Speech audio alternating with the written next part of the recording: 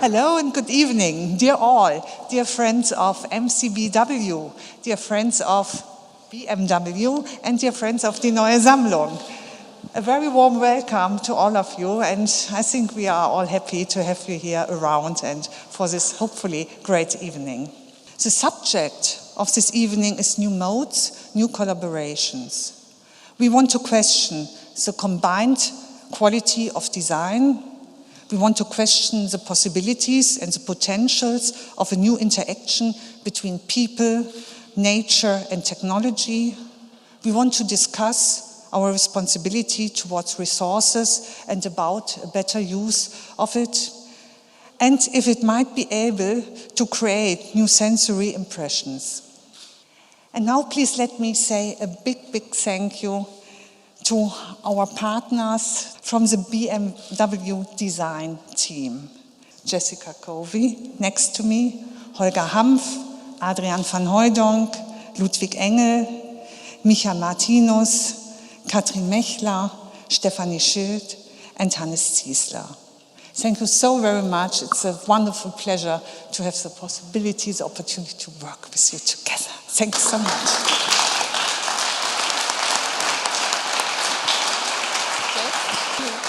Thank you, Angelika, so much for having us here and that we can talk today about our event format, New Modes.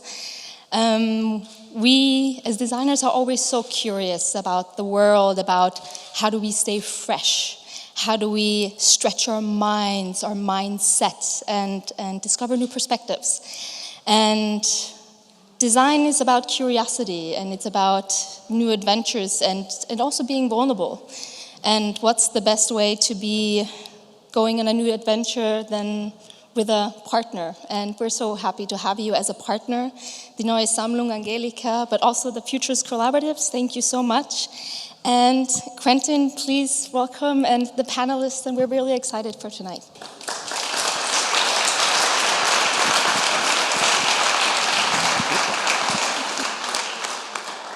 Thank you, Jess. Thank you, Angelika. And thank you all for being here in this wonderful and inspiring surrounding.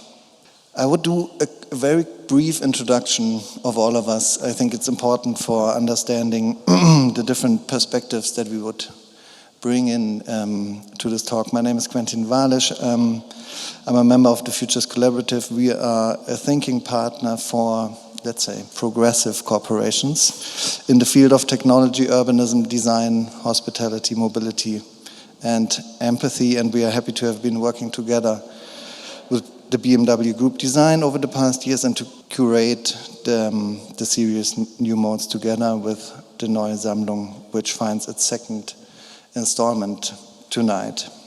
Next to me, you find Hella Jongerius. I read it out quickly. After graduating from the Academy of Industrial Design in Eindhoven, Hella Jongerius founded her studio, Jongerius Lab, in 1993.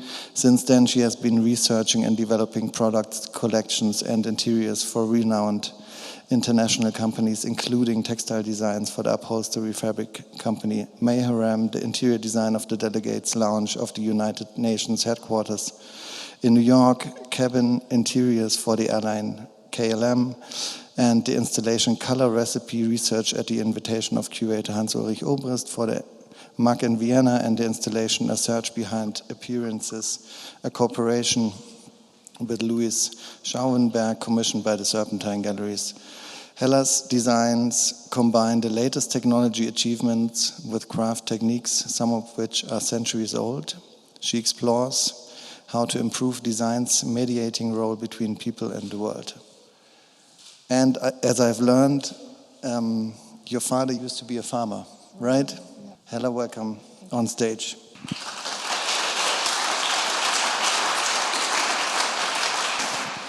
Kai Langer is head of BMW Design. Together with his team, he decides what the mobility of the future will look like at BMW. When BMW founded the Project I think tank in 2008, it wasn't clear how the journey would unfold. But the goal at the time was no less than become the pioneer of the sustainable mobility of the future. Since its early beginnings, Kai Langer has been part of the sub-brand that caused quite a stir in 2013 with the launch of the BMW i3 and set new standards in terms of design.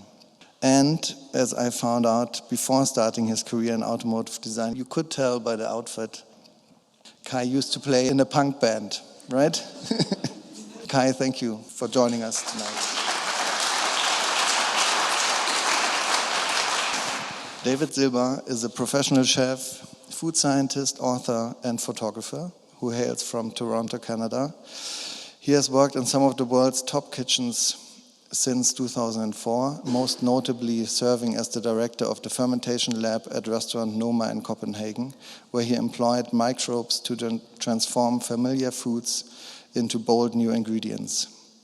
During his 6 years plus there, he authored the New York Times bestseller, The Noma Guide to Fermentation, becoming a voice for science communication in the world of gastronomy.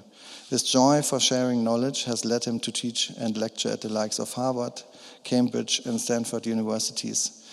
Striving to build a more sustainable global food system, he continues to work in the fields of food science and fermentation in collaboration with leading biosense companies like Christian Hansen, from his adopted home of Copenhagen, Denmark.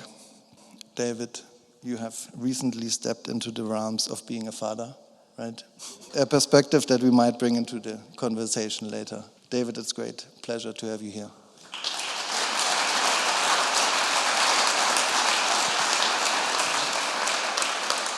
So, some of you might have noticed that we served some little unusual treats upstairs. It was drinks and bites. I hope you enjoyed, or we hope you enjoyed. I think we picked the right drinks, especially for the weather outside. The drinks actually were, if you had unalcoholic ones, it was a hibiscus kombucha from the kombucha brewery Busch in Berlin. And the fizzy wine was a pet nut, which is the short for Pétillant Naturel, from the winery Glow from Rheinland-Pfalz, Germany. And pet nut is a very old and natural process of creating bubbles or the joy in wine without adding any yeast later in the process. But more interestingly, the bites you ate were created in David's lab in Copenhagen. And I thought, to start off this conversation, David, I want to ask you to please give us a short explanation of what we just tasted and why it has something to do with tonight's discussion. Sure. The chocolates were chocolate truffles that were filled with a miso caramel, lots of butter, lots of miso, and some sugar, of course, and they were topped with a bit of gochugaru, which is Korean chili flake. And I just think that combination is amazing. Chocolate, chili, and salt. And umami is just good. The little purple guys, those were Turkish delights made with a butterfly pea flower kombucha. It was less of a petit four and more of like an attempt to let you guys understand some of the themes that we're going to discuss tonight. It was this, my little fermentation baby here.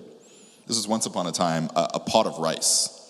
And you guys ate some of this tonight. And now this is moldy rice. And this is in Japan what's called koji. And koji is a filamentous fungus, not too dissimilar from the mold that might have been growing in your student bathroom in university. But this guy's safe to eat. And it has the magical power of transforming normal rice into what you guys tasted tonight. Floral, sweet, deep, and kind of unctuous and Moorish. And it's a perfect example of how fermentation has this amazing transformative power to take normal things and make them extraordinary. Maybe give us a short explanation of what's fermentation and maybe also the origins and also why it's relevant to us as humans and maybe, as you said, deliciousness. Okay, I'll try and do this in 3 sentences. The elevator pitch for fermentation is it's the transformation of one ingredient into another with the help of a microorganism. Now, sure, like a rotting roadkill on the side of the road is also transformation. but it's not. No one would consider that an ingredient. And to consider something an ingredient, importantly, you kind of have to include human intent. Like a human has to consider something an ingredient on the front end and the back end. And if those two things match up, then you can say that some process of fermentation has been undertaken. When did it originate? You can look up videos of elephants in Africa like butting their heads under marula fruit trees in the fall to get them to drop to the ground once they're well overripe. And they seek out this fruit because it gets them drunk, because it's fermented, and they love it. And if elephants are maybe like 6 to 8 million years away of becoming the next sentient species on Earth, then it's safe to say that we've been doing it for just as long. And why is it important to us? Your breakfast was fermented. If you had coffee this morning, fermented. If you had a bagel or a bun, it was fermented. If you had cheese on that, it was fermented. If you had good butter on that bun, it was also fermented. It's everywhere. It's estimated that 30% of the food that humanity puts into its mouth is touched or transformed by microbes in some way, shape, or form, whether that's wine, or your salad dressing, your miso soup, the mustard on your sandwich, the bread, the beer you use to wash it down. It's everywhere. So that's why it's important. Kai, you joined BMW talking about transformation, no? The Project I was all about, breaking ground, transforming the company somehow. That was nothing more than Project I standing for innovation, right? If you look at the times we live in now, what's your perspective on the role of design, and maybe also how has that changed over the course of your career? I think I won't make it in 3 sentences, so props to you though. Transformation is something that creates something beautiful, actually, in that case, when you think from a caterpillar into a butterfly. And what we started back then was because we felt that it's been necessary to pioneer new grounds in order to find solutions for problems that we will face. And we did it back then in a very unusual but very confident way. And we, in a way, I think it's a little bit overpowered, that word, but we in a way disrupted a couple of ideas that have been around in car business for ages. And actually, I'm happy to see that a lot of these like very modern and almost disruptive ideas from back then became like a new normal today. We are not talking about the acceptance of electromobility in today's world anymore, which was a big thing back then. So to have a car battery-driven, that was not the common sense. A lot of people didn't like it that way, but that is something that actually I'm personally also very, very convinced of, is sometimes you have to almost be disruptive or like really peeking out of a mainstream in order to make a mainstream developing. Because as we know, a mainstream is like a sum up of progressive people, of like conservative people, and a lot of people really refuse to move, is what they say. But as a whole mainstream develops, they move within, even they don't know it. And something that was seen very new and unexpected and disruptive and super progressive back then is like a part of mainstream today. And that is what we achieved with design, and not only the aesthetical surface, it's also how we rearranged the well-known architecture and found nuances. Hella, growing up on a farm, I mean, we are talking about these new collaborations. Maybe it's interesting, maybe there's something.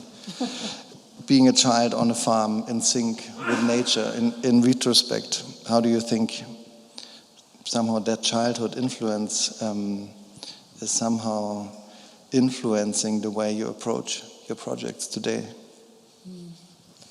The best thing that I have learned, so it was not a cultural surrounding, so there was no music or books, or we didn't go to a museum. I didn't know anything of art. But what I did, what was important for me was the freedom that you could live in your own bubble. So there was nothing that distresses you or seduced you to do something else than what comes out of yourself. So creating your own world was easy because there was nothing. There's something, I was at a talk, I think two weeks ago, of Mark Wrigley and Beatrice Colomina, and they were talking about the modern architecture and talking about that modern architecture was all about being clean and being like having clean surfaces and clean spaces and kind of being this antiseptic idea of modernism. So I thought, David, if we think of microbes and bacteria, which are somehow still this kind of unwanted, right? That you don't want. What do we not understand? We might not want microbes, and maybe over the past 100 years or so, we've demonized them. But we're learning now that the goalpost was moved too far in the wrong direction, and we're kind of bringing it back. I just finished an amazing book that talks about the lack of microbes causing, a string of autoimmune deficiencies, because there's no kind of background pressure on your immune system to just recognize things in its surroundings as harmless. And in that void, you have an overactive immune system and end up with children, having asthma at higher rates than they ever have, and other sorts of autoimmune disease. The whole role of demonization of microbes also came out of fermentation. Funnily enough, we all know Louis Pasteur and the idea of pasteurization. He was in Lille in France researching how to help brewers and vintners make better beer and wine, and to help them, control what was unknown to them at the time, these wild bacteria and yeast that were infecting what would otherwise be pure products. And sometimes it would just go off and sour and you would have to throw it out. He was down there when he, went one step further and started, he took up a contest by the French government to settle the debate on spontaneous generation once and for all. Like, people used to think that, like, mice would come out of rags, or, like, elephants would be formed from boulders or whatever. And the origins of life weren't very well understood, even though people knew of what were called animalcules for a couple hundred years. But he was the first to link the spoilage of food, and thus the spoilage of the human body and disease, to germs. Now, it's important to understand that germ, the meaning of it, just means next generation. The germ of a piece of wheat is the embryo in a fava bean. It's the little shoot.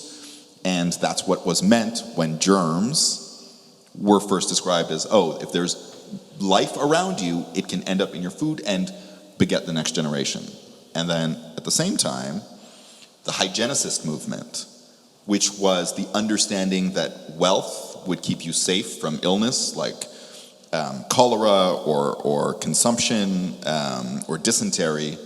And generally, people who were wealthy enough to stay out of ghettos, to have clean water supplies, to have the space to have clean lines and an antiseptic way of life, fared better. And that's no surprise, because health and well-being has always been tied to sociological factors, if you will.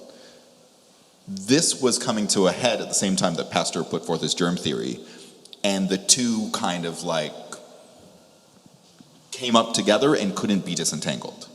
So as soon as people understood that microbes were what caused disease, they were immediately evil, and there was no further questions about it.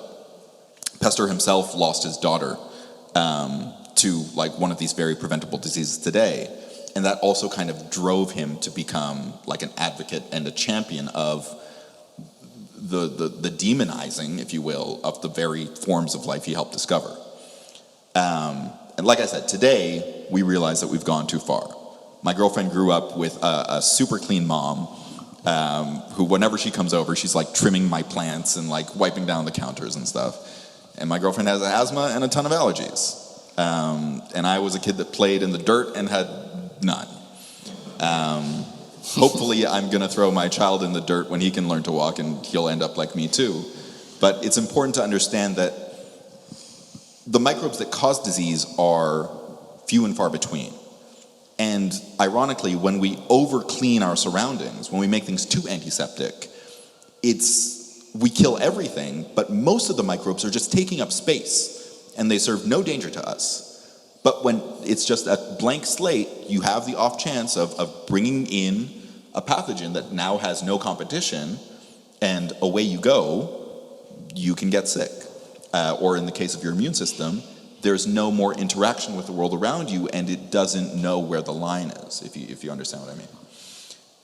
So we're understanding now that it is normal to have life all around us. And it's not to say that we shouldn't cure infectious diseases or have means to tackle serious illnesses, but we shouldn't overuse things like antibiotics, like penicillin, because the natural world tends to push back itself and evolve and kind of navigate around the mazes we set out for it. So yeah, we also have to think about how we design our surroundings and how we interact with nature when we kind of value cleanliness as being next to godliness. I don't know if that's exactly true. Jesus turned water into wine, sure, but so does yeast. So, Kai, does that idea of bringing yourself in relation to the surrounding, how do you approach that when you think about your work at BMW? First of all, I think more about how we put our products into a surrounding. And actually that we do quite often, because obviously, we're producing cars, right? And you see plenty of them outside on the street, and some of them even parked, so they occupy some space, and they, even though they don't move, they interact, right? So in a good, sometimes in a not that good way. And for the future, we actually really think about how can we do better? How can our products, like our cars, interact more in a way that they also can participate on a social surrounding, right? And even giving back some things. Like I've heard ideas in my team saying, why not equipping every car with an air purifier, and when it's parked, it starts cleaning the air? Something like this. And it starts with these ideas. I mean, they sound naive, but actually that's really the way we should think about our future, is like, what are our products really doing? I mean, it's not that we have plenty of space in cities. It's very likely that they become more dense, and there will be even more people. And then we have to question ourselves, do we really want to have more of concrete surfaces, more buildings? How much green do we want? Because that's also something that that we discuss very often in the team, is like, how do we see our future? How do we want our future? And then we discuss a lot about science fiction movies and novels and everything, and then we find out it's like, they are all very dystopian. It's like almost every science fiction movie that came out in the last couple of years is like a dystopian future. And then we talk about these very rare ones where you see like a bright future, and then we kind of like analyze how people live. I mean, you just mentioned everything is super clean. Yes, we find that in plenty of science fiction movies. I mean, we should like really look at it. In the design, you see houses which are like all straight, built, very nice, super cool. It's all made out of glass, glossy surfaces, steel everywhere. And then when you look close, you see like, but there are no pictures on the wall. There are no drawings hanging on the fridge or something like this. So you see like, are there no families anymore? Is like the whole emotional thing that makes us human, is that all gone in the future? And actually, we don't believe it will be all gone, because that's part of what we are. That's part of us as human beings. And we believe it should be also part in a very digital world. This is why we work a lot to integrating like zeros and ones into a very emotional way. And yeah, that's like really the thing we think about the most. And that's actually real fun. But I found there's another perspective of being in relation, thinking about your division circular that you produced, which somehow I thought it also has something to do with like kind of working with the unwanted, which is this idea of kind of reusing things that, you know, in the past we would have just thrown away because nobody wants it anymore. What's your take on this kind of this in relation of a car that is kind of taking off things that have had a different life before and they will have another life afterwards? Okay, the Vision Circular was a car where we really focused on sustainability and the circular life cycle of its materials. And when you say like there's some unwanted, first of all, there's a lot of want.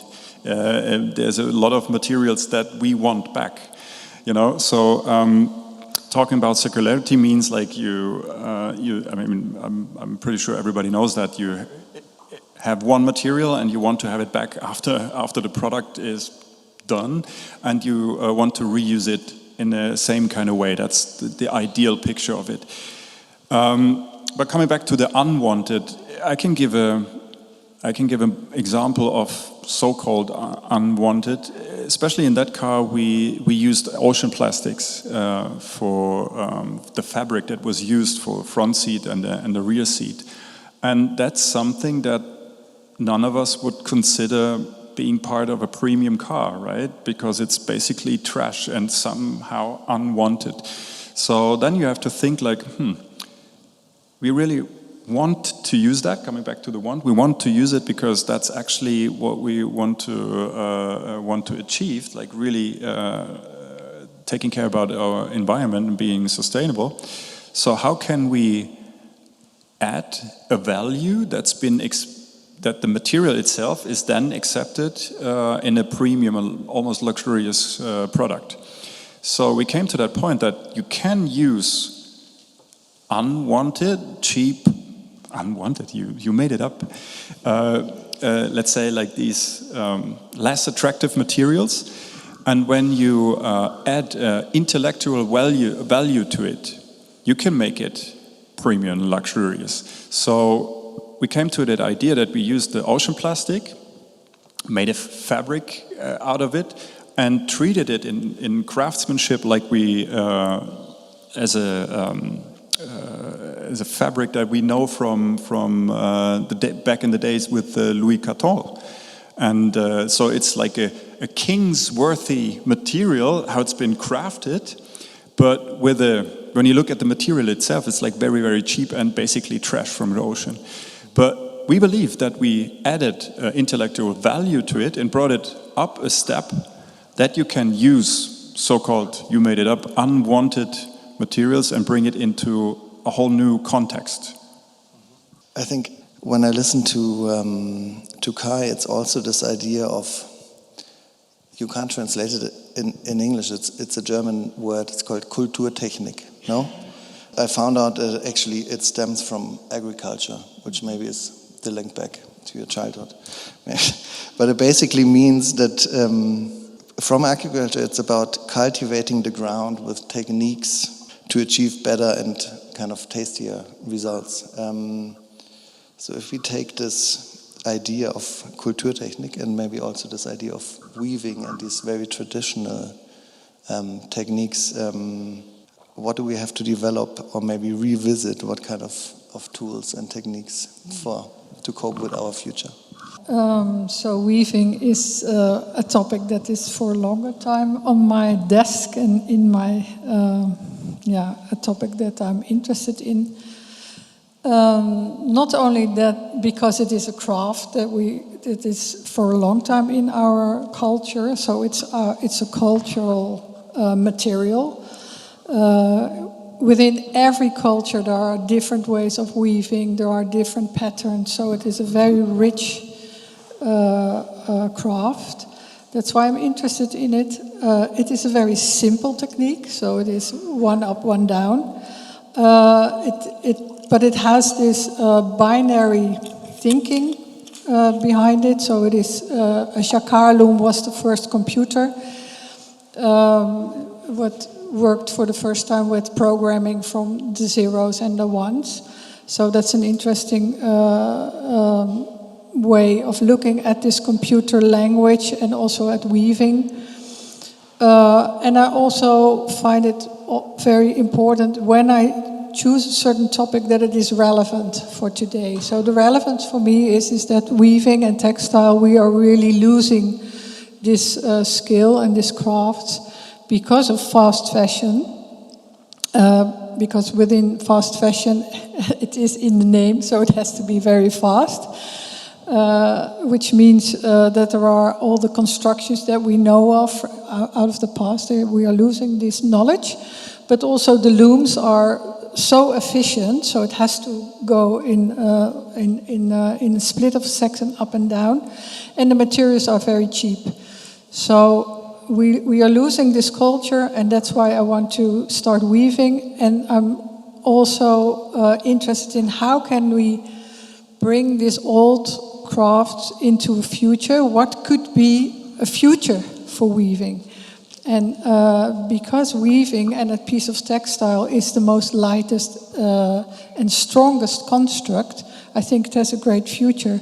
And that's why I started to do the 3D weaving as a topic. So I have been doing this now for 5 years. And I'm building my own looms because there are no looms that are still creative. So the looms in industries are so efficient. You cannot come with, because I'm interested. If you build your own machine, you don't build the machine to get an answer, but to get another question. So it is a way of designing. So that's why I'm building these 3D looms and try to find out what is 3D weaving, how, if you have the X as, the Z, the X, the I, and the Z as, so a diagonal in your weave, then you also turn the hierarchy within weaving from weft and warp, because the warp is always most important, has a hierarchy. So within this whole idea, there's also a philosophical way of thinking, of looking at the binary system, that you don't have only the ones and the zeros, but you also have the diagonals. And one of the solutions, what could it become? You know, that's always, because I'm a designer, and functionality in the end is an important goal. Not to reach something, but more like to have a direction. So it could become part of architecture, to come with other alternatives for beton, for concrete, but also in mobility. So we have here a car company. I'm now developing solar yarns, so then you have conductive yarns in your system, and then that means that a 3D object or a 3D sculpture, or it's still an object, could move and could open up or could move. So I think these, and since it is so light, and if we go flying in the air with cars or with drones or with whatever, you need to have very light vehicles, or whatever, how you call it, and they have to land vertical. So that means that it has to bounce, and you need other materials for it. So that's why I'm working on this 3D weaving, and there is a lot. If we talk about what we have to change in materials for weaving and for textiles, there are so many poison finishes for textiles. You know, all the curtains that are in public buildings and all the upholstery, this is all finished with nano shit plastics. You know, if you open up a curtain, it rains nano over you.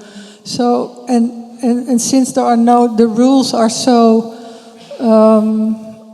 are still, nobody's looking at this kind. Of course, there is a lot of attention on textile and on the waste of textile, because there is a lot of waste, but like the finishing of textiles, it is still, an unspoken topic, and I think we need to have political rules, other requirements for health if we talk about the textile industry. So that's why I work with textiles. I'm big into this because I think between both your answers, if you don't think about like where boundaries are arbitrary, like there's one Earth, we're all made of the same stuff. And when either temporal or spatial, you think like, oh no, this is where the buck stops for me. You know, if you do a little bit of digging, you're going to realize that no, some of the things that you're doing, whatever it is that you're producing, whatever it is that you're putting into the world, will spill back out, you know? And as David Attenborough says, there is no away. There's nowhere to throw away anything else anymore. It ends up in the ocean. You flick a cigarette butt down the street, down a sewer, no one's going to pick that up. It ends up in the sea. What's interesting to me, insofar as you could call recipe development design, if you start with the end in mind, and because there is no end if we live on a sphere, you know, if you say, well, how can I, by putting something into the world, help to remediate the world? And you start with that in mind. Let's say that I wanted to make like a veggie burger. And instead of, you know, planting some crop that doesn't grow in you know, the plains of America natively, and saying that, oh, it's better than beef because it has, you know, an 80% smaller footprint. What if I looked for a grain like kernza that actually sequesters carbon at the same time that it grows, that's perennial, that doesn't require, you know, any added fossil fuel derived fertilizers to do its job, and is resistant to all these native pests in the United States? What if a big company actively tried to develop the tastiest version of a kernza burger so that while they're selling something that's as delicious as what people expect in the grocery store at a McDonald's or at a Burger King, you're actually drawing down carbon from the atmosphere to not just, you know, put something that's less bad into the world, but actually kind of, you know, draw the line back. You know, I think that a lot of, and I'm not criticizing anyone on this panel, but a lot of what design seeks to do today when we talk about sustainability is akin to saying that you could cure cancer for a lifelong chain smoker by saying, oh, but if you just stop smoking, you'll be good. Like the cancer's already there, you know? Like you actively have to do something to heal this person. You can't just stop and be like, we're good now. You know, and I think that the best instances of design that I see, you know, being put into the world today, whether it's automobiles, whether it's textiles, don't just make an amazing product that does less harm, but actively remediates the environment that we don't have a choice to live in, you know? If I may add something to both of you. Yes, you're right. We have to consider like the best what we can do with our design. That's really the thing. I mean, to really think like, okay, that's my box, and I'm not looking over the edge. That's like a long gone time, if it ever existed. But you're right with that. But maybe I want to take one of your points is like, which is very interesting because we actually faced it when we thought about the circularity and building a car that's fully circular. Is the first thing that we actually realized is that you create something with its end in mind. So that's the point, because if you really talk about circularity, and that's actually you want to have everything back and reuse it, you have to have in mind when the car is dead, how can I disassemble it and how can I use all the materials again? So we came to the point of woven materials. And actually we found it very, very interesting, not only with the intellectual value that we could add to a material that was totally cheap, that was one thing. If we used like the jacquard fabric that we had done in the circular, for example, but also when you think about 3D woven materials, you only produce what you actually need, not more than that. It should be possible that you actually only produce that cover for a seat and not more, so you've got no waste material. So that's like the thing when you create. But what can we do when we get it back? So actually with the woven materials, we thought, wouldn't it be like really cool if what we all know from our fabric cloth, if you have like one thread out and you simply move it and you got your material back, right? So that was the initial idea, and that's how we try to get like inspired by like different ideas from all over the places and try to implement it into what will be our future responsibility. I also like to react. I wrote a manifest in 2015, Beyond the New, to get an idealistic agenda in design, and it was just a folder, and I placed it in Milano at the fair, and a lot of people saw it and picked it up, so it was really resonating. And on a certain moment I thought, yeah, what am I doing in this whole industrial world? So I stopped working for industry 5 years ago, because I do think circularity, if you just stop designing, you don't have this whole circular problem. But on the other hand, you stay a consumer. So this whole idea on designing something new and develop new stuff, it is what it is. It is a burden. We need new things. But yeah, to develop things that really add something to the world, what you just also said, like what could the car be more than just a car? What could it add to the society? I think this is a very important topic. And also I think if you, as a designer, I think now in industry, the companies all need to create their footprint, have to work on their footprint, have to make a smaller footprint. So in a way, they don't need designers. That's my idea. Because the companies who are creating these new materials that are sustainable or circular, like the petrochemical industries, the textile industries and so on, they have to do their job. And they don't need a designer for that. So I have a feeling that there is for now, first, the companies that I know, that I have been working for, Vitra and Meherm, Quadrat and so on, all those companies, they're very, very busy to make their footprint as small as possible, because we have the Green Deal in Europe, so we have to have certain political rules. What was the only solution to come to this change in our industry? So in that sense, I'm happy that I can dive into materials and that I search within these materials to find new ways. And my podium is I show it in museums to show people what a material or what a craft or what it also could be without buying it.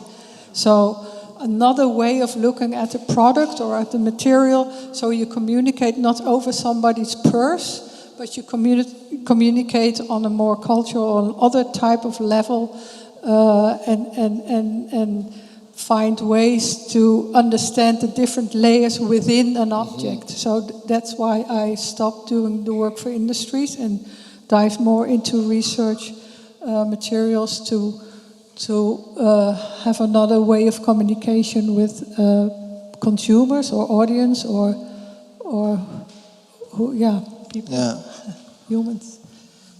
I thought maybe, David, you've just been to Bulgaria, no? Yeah, yesterday. Maybe you want. I just got back. I thought revisiting these techniques and these kind of coming up with new ideas, revisiting kind of techniques from the past. Maybe you can add talk a little bit about why it's important to go to Bulgaria. Yeah, so I just got back from a research trip with two PhDs, two postdocs, one from the Rachel Carson Center here in Munich and another one from Copenhagen University, investigating lost foodways in Bulgaria. And this is the seat of, like Caucasian in the very geographical sense, like dairying practices going back thousands of years. It's really interesting to anyone who studies fermentation or works in food science because the entire field of probiotics was started by a Russian scientist named, I believe, Mechnikov, working in Paris in the early 1900s, who knew about these villages where all the Bulgarians were like over 100 years old. And he was working in health and trying to cure disease, and he's like, why do all these Bulgarians live so long? And he went there and he saw for himself this intense traditional and cultural practice of dairying, where every home has a cow or two.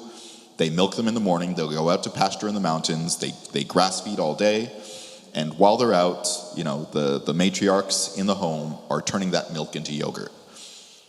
Any milk that, goes too far, any yogurt that's too old, they turn into cheese. Any cheese that's fresh that they don't eat, they turn into hard cheeses. And this process goes on and on and on. All the vegetables they grow in the garden or they forage in the hills when they're herding their cows. They bring them back, they pickle them. Any leftovers from dinner end up going back into the barn to feed the cows and supplement their hay. Any milk that's left over go to feed the cats that keep the grain and the hay and the cows safe in the barn.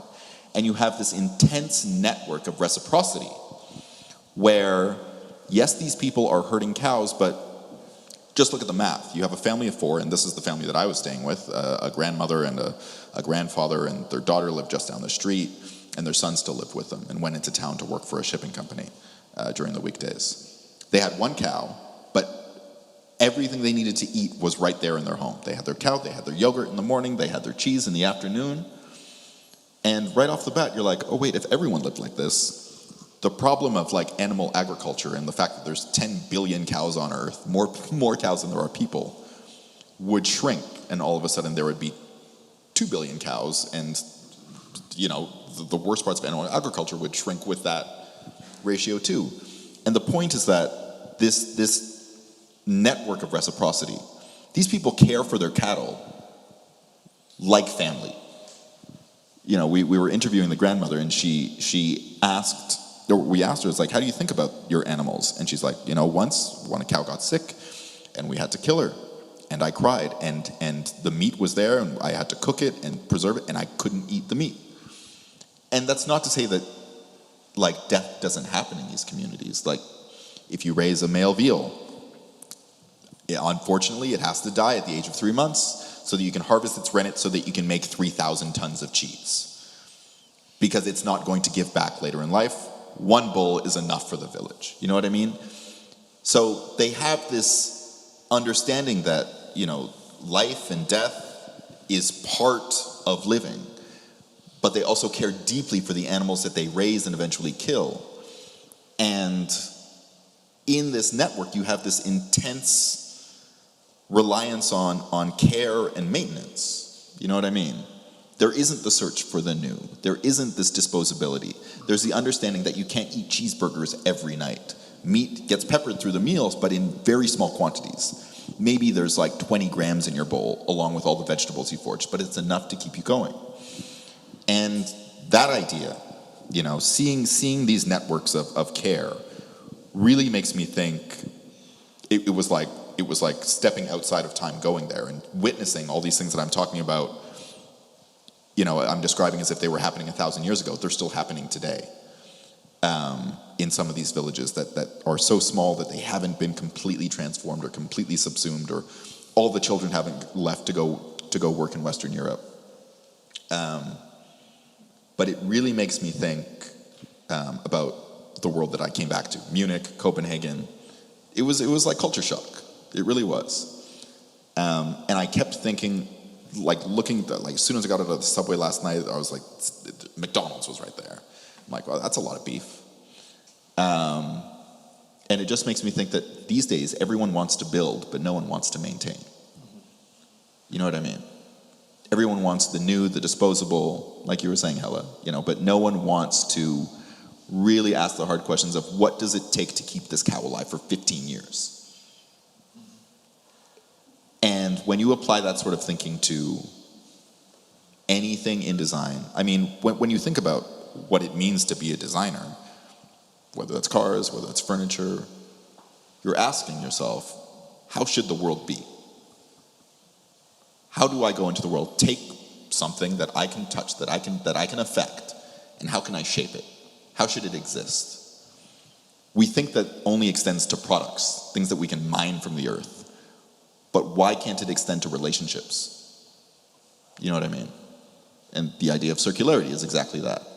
When you realize that there's no boundary, when you realize that, okay, if you throw this away right now, it's just going to come back and haunt you later on. When you're so reliant on something disposable that the day that it runs out, you're left pissing in the wind and you don't have an answer to how do I supply this economy I've created because I have nothing left, or even the fact that things become so expensive that they're no longer feasible. How do you build a truly sustainable car that you mend for not 15 years, for 25, What does that look like? What does all of Paris Fashion Week look like when, brands bring back things that were, on sale 20 years ago and then have a fashion show where it's like, oh, but now we have a mending service. The thing that I don't understand is that everyone today could still be employed and still have a living wage if more people were involved in repair than creation. Things are always breaking down. Entropy is always tending towards a maximum. It's still, even if you're perfectly circular, it still takes an enormous amount of work to recycle. So if we think about that world, if we want to design a world that is endless, like the cheese that was once yogurt, that was once milk, that was once cat food, that protected the cow's food, that made the milk in the first place. If we think about that in as it applies to everything in this room, what does the world look like? Yeah, repair was for 15, 20 years not in the design brief, but is now in the design brief again. So you have to design things that you, in the end, can repair. And I think, if you you have to change the whole system. So capitalism is asking for new stuff all the time. So it is about changing this system if you really want to come with everlasting products, a car that stays there for 25, 30 years and not making each year new cars. Yeah, that is part of a system. And I wish that we could change that. And I think we're all ready for it. The earth is ready for it. So this transformation, I'm really hoping this will be a world that we are going for. I'm going for it, and I think this is, this could be one of the solutions. Yeah. I mean, it could sound a little sad if we keep it with we have to change the system, because that's such a big word, and I have some sort of history in trying to change a system before I started working. But to make it all positive, what's try to find ways dealing with it. That's something that I don't refuse that with the current situation, we are still able to find solutions to move it towards the better. When you talked about like taking care about the maintenance, taking care about like repair instead of like building a new one. But what if, and I take it as like an idea, and that's also something that we tried with the circular. What if we actually really think about a product that lasts for 20 years, and on top we think about like, okay, but we probably can't change the behavior of customers that quick, or we change the system. But let's say we can't do it. How can we make a product that actually the hardware lasts for like 20 years, but make it still very accessible, attractive for a customer, because it could be updated by like, let's say, digital, with digital content. So that to me could be like one step on the way of like, let's say, till we have changed the system, that we can say we make products last longer. I'm not saying like 1 or 2 years, maybe like we can make it last double the time. And maybe we can make things like we used to do facelifts in the car industry, right? It's something like a very big action to the actual product where we invest money, where things get new produced. Maybe if we say like, no, we don't have to do it anymore because we simply update like only digital, right? So you keep the same hardware, you don't have to produce anything new, and you keep it for the customer. And even going further and say like, what if we don't update anything, we just provide content to customer and he chooses on its own what to use.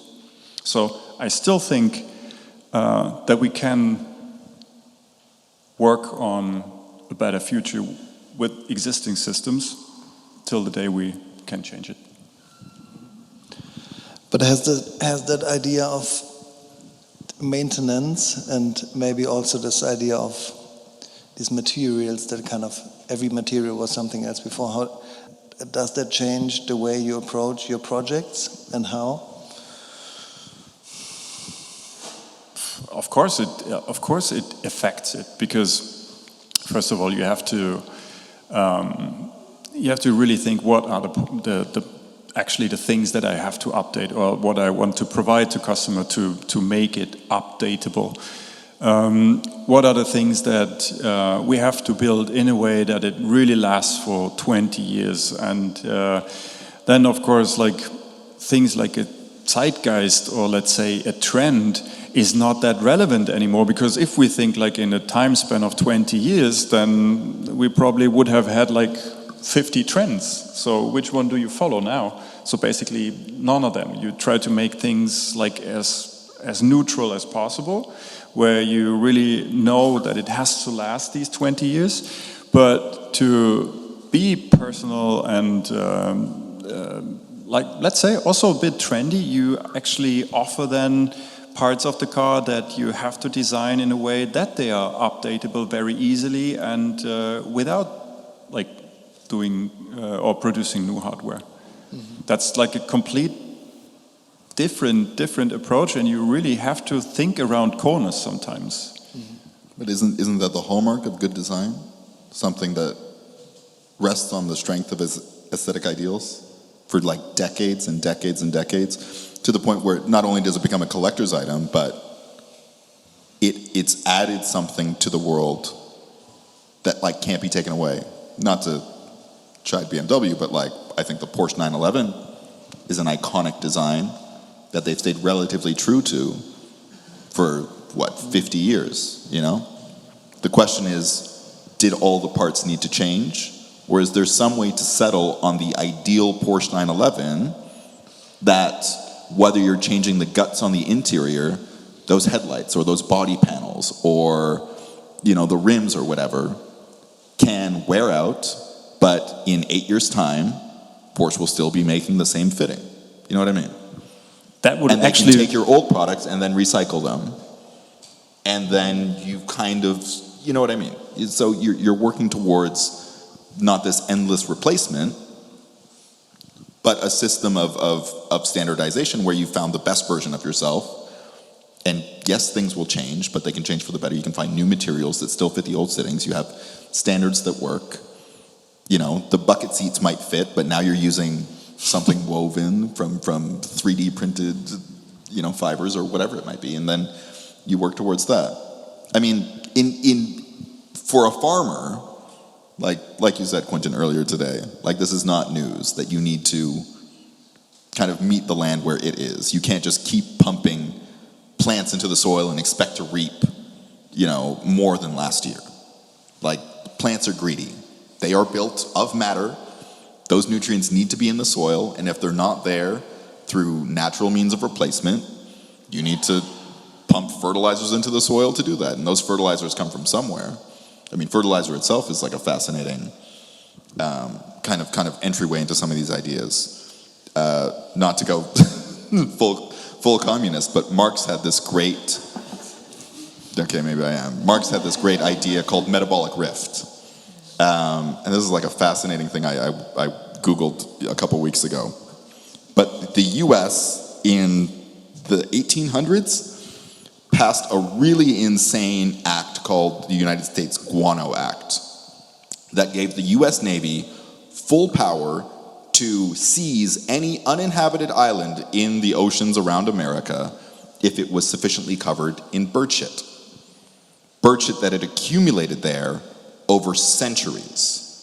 Why? Because seabirds eat a lot of fish that are high in nitrogen, and when they go and nest and they poop, and that poop sits there, that nitrogen builds up over time. And what is fertilizer if not nitrogen that comes out of the atmosphere and into the soil? Plants need it to build their DNA, their amino acids, and if you take plants out of the soil, you take nitrogen out of the soil, so it has to come back. His concept of metabolic rift was directly linked to the US Guano Act, and he said, if the United States is now grown so big and its labor force so strong that it can no longer feed itself with the land that it has, and it has to go mine the metabolism of organisms through centuries into the past, there's a huge problem at stake. It is the exact opposite of sustainability. He tied this to problems of labor and the proletariat, of course, but just at a natural level, you know, again, going to Bulgaria, seeing perfect metabolic harmony, seeing a population that could live off the land that it had, that repaired, that didn't throw away, you know, it really makes you wonder, in any practice of design, is there a way to, I mean, it takes metabolism to fire cars, you know, whether that's ancient metabolism of algae that lived millions of years ago, now buried into the soil as oil, organic materials. It takes living organisms to make cotton, to make rubber, to make latex. Is there a way to think about metabolic harmony in design, again, thinking with the end in mind, to say, how can I create something that doesn't ask more of the earth than I have the ability to, you know, reap with its creation? I thought about, when you mentioned your highlight, the beyond the new, and then also what you just said about your trip to Bulgaria, and also if we think about food, right, it's very much about the idea of rituals as well, and being, it's like kind of a classic way of bringing people into relationship as well, but also into relationships with a culture, no, and ingredients, tastes, even the weather, no, as we know, and maybe even history. So I thought, if food is not just about not being hungry, in a way, then we could say that, and that's where I would quote you, is design is not just about products. What's your perspective on that? And it's a quote from. Yeah, I believe design or products have a lot to do with relationships. So I design on a relationship, and because we all have products. Products are an agency, are beings in beings. So there is matter, there's material in it. There is a culture of the making in a product. A product can move you into another thought, or it reacts on. You can see. Like in carpets or on the street where people walk, so it resonates with the user and how you use it, how it functions. But it also has this social life. A product has a social life.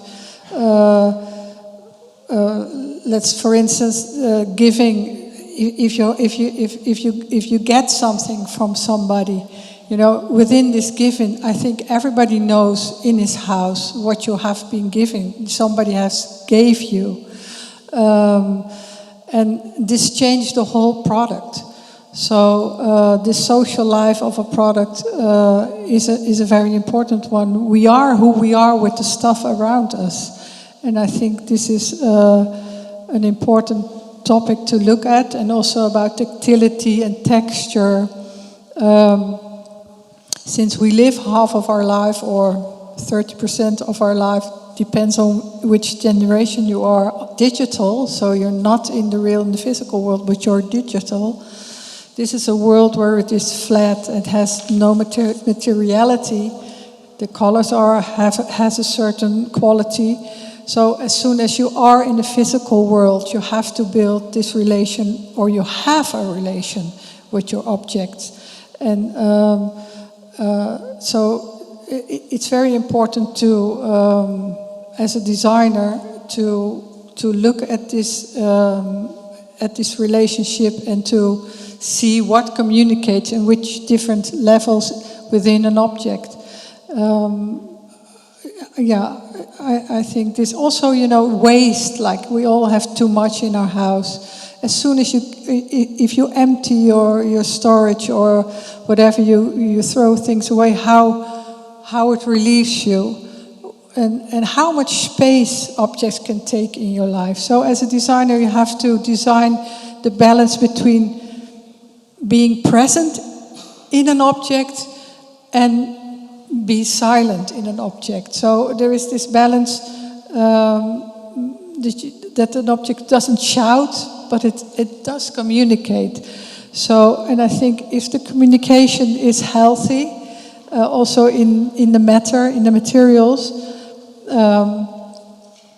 then an object can stay longer with you, and you build a relationship that is healthy and can take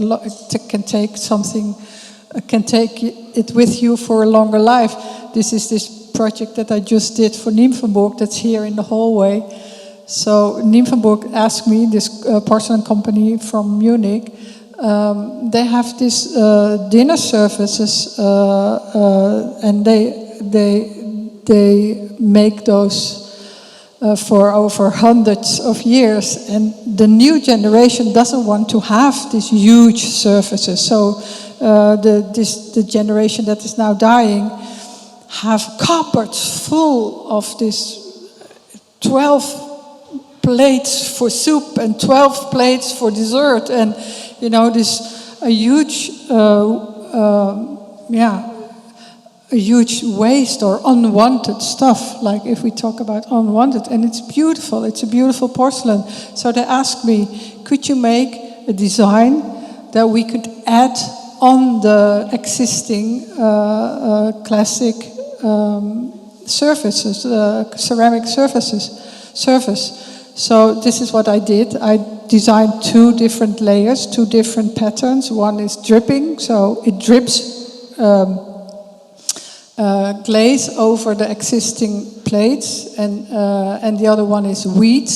So I designed plants, unwanted plants that are painted over the tiny flowers that are on the classic plates from Nymphenburg, and they place it again in the kiln and they burn it, and you can have your surface back and it has a new layer. And this is a way to maybe it's one of the answers what you could do with unwanted or with classical, beautiful products and to build a relation, because maybe this service, you had a wonderful Christmas with this service with your parents, it was horrible, so you buy this glaze that drips over your flowers that you don't want to see anymore. So, there are many solutions that you still can do within the existing product world. So this is, I think, it was a great question from them, and also brave, because now they have to react like everybody's calling, like, yeah, I have a big, or people are buying it on eBay. Can you come and pick it up, because I don't know how to ship porcelain. It's a huge, or how much can you ask for the next layer? There is a lot of questions for a company to come with a product like this. Is that something you can relate to, Kai, this idea of these relationships, but also these kind of layers and nodes that are, let's say, below the skin, that are kind of putting your product into relation with the consumers, but maybe also the cities? I would say cars in general are very, very emotional to people, more than maybe other products. It's a very big product. It costs actually a decent amount of money. Cars are not that cheap. You approach it from the outside, you see an exterior, then you sit inside, you interact a lot with it. So it's actually kind of like a pretty complex product, and it moves, and on top it moves quite quick, so it has to be safe, so it follows up like a lot of law regulations, and it has to. So it's a very complex product, but nevertheless it's one of the most one of these products which people react the most emotional to. So therefore, not only that you have to fulfill all these requirements, safety terms and regulations, not only that we want to follow our own rules when we talk about circularity and sustainability, it's also that you have to create something where people are attracted by and feel comfortable with on the emotional side. So this is where we always ask ourselves and have to find the balance between like a certain timelessness that might come also with some sort of like, let's say, less trend-orientated design. Because if we talk about like these long-lasting designs, they weren't based on a zeitgeist trend back then, so they're more like on an own strong, bold statement, but not too playful. We always have to find that balance to be like very emotional, to find the taste from people, to make a statement. It's not easy, and on top follow all the rules. Come back to my introduction, David. Being a young father, within all the mess and uncertainty we are in a way, what makes you optimistic? For a long time, I thought I wasn't going to have kids. I think for most of my 20s, I'm like, the world is a horrible place. Like, you want to talk about, what's the footprint of my meal tonight, of ordering a steak versus ordering, a vegan noodle dish. Well, the footprint of raising a human is going to be immeasurably more than that. And, even in my work at Christian Hansen, someone at work the other day over lunch was like, it seems like everything you do has a positive bent to it.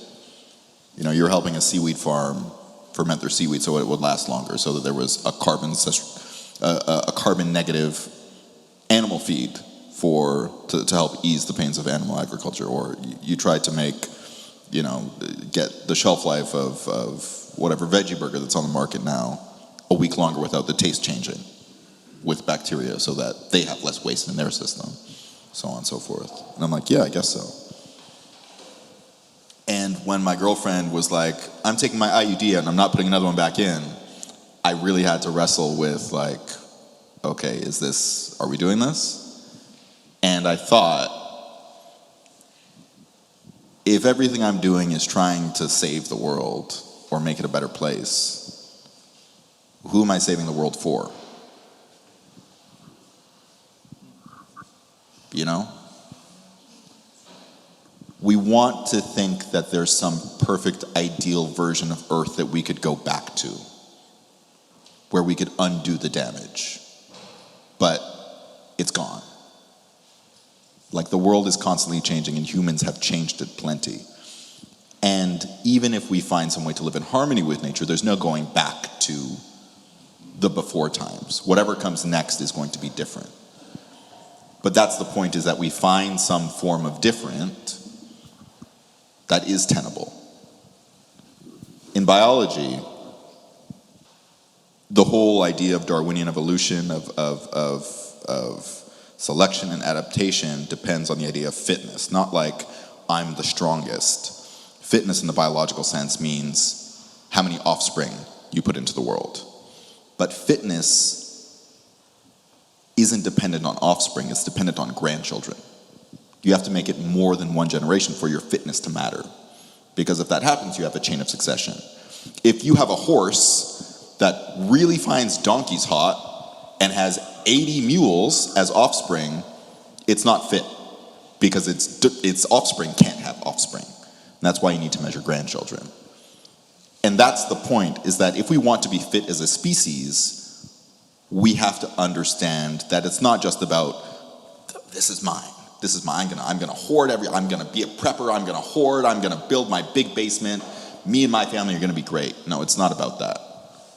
Humans are one of the most genetically similar species on Earth. Someone living in the Andes Mountains in Chile has closer genes to someone born and raised here in Munich than two chimpanzees on different ends of the Congo do to each other. They are more closely related. The human expansion out of Africa happened so fast, so quickly. Human culture was such an accelerant that we went everywhere all at once. And it's insane to think that we're not all siblings, all cousins. So when my child came into the world and I was crying in the operating room, I realized that everything I do, I have to do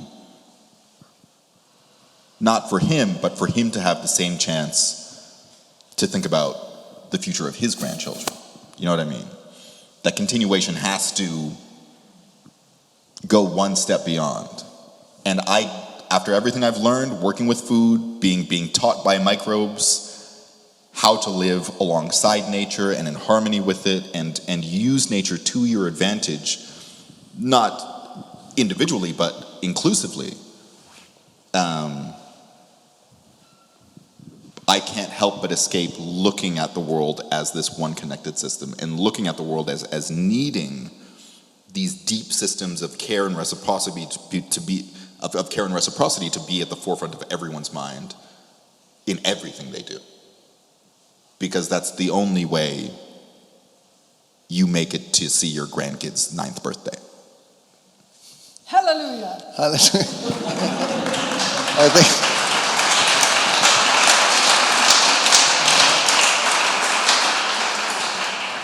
I guess we can talk on the whole night, but I think it's a beautiful statement to end our talk. Thank you very much. Thank you. Thank you.